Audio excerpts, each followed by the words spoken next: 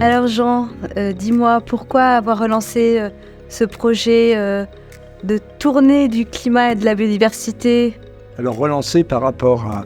Donc il faut se replacer en 2015, c'est le train du climat, voilà, qui a été une véritable réussite.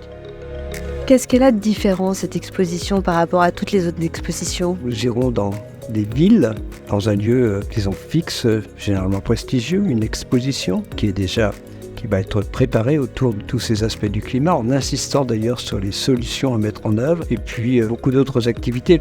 Jean Jouzel, donc oui, je suis heureux d'être avec vous. Donc il y a longtemps que je ne suis plus au lycée, mais toutes les questions sont permises de votre part. Quel est votre parcours depuis vos débuts? Au départ, disons, j'avais envie de faire de la recherche. Vous avez proposé la création d'un train qui consomme moins d'énergie. Oui, ce train, c'est le train hydrogène. Ce que je vois, c'est qu'elle mobilise déjà les scientifiques pour les contenus d'exposition, et qu'elle va aussi mobiliser les scientifiques pendant la tournée.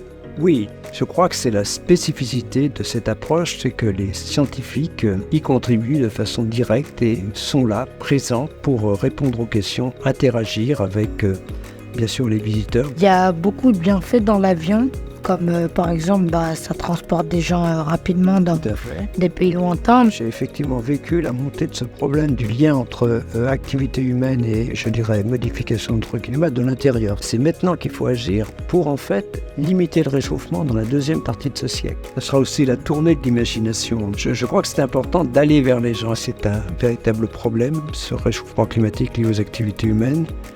Mais nous pouvons encore en prendre la mesure, au moins, en tout cas, limiter le réchauffement climatique, et c'est absolument indispensable. Déjà, je connaissais même pas la création du train hydrogène. On en ressort un peu plus réfléchi et on a forcément envie d'agir un peu plus. Nous allons aussi léguer des choses à nos petits-enfants aussi quand on aura votre âge, pour pouvoir leur dire que, également, de la même façon qu'on a préservé la planète, ils devront en faire de même et le léguer à leur génération future également. En tout cas, c'est intéressant de connaître le point de vue d'un vétéran. Mais t'inquiète pas, je discute. Nous savons que limiter le réchauffement climatique à 1,5 degré sera difficile, mais le message est clair, 1/10 de degré ça compte, donc chaque effort, chaque décision vraiment compte, et c'est ça le message que nous souhaitons délivrer.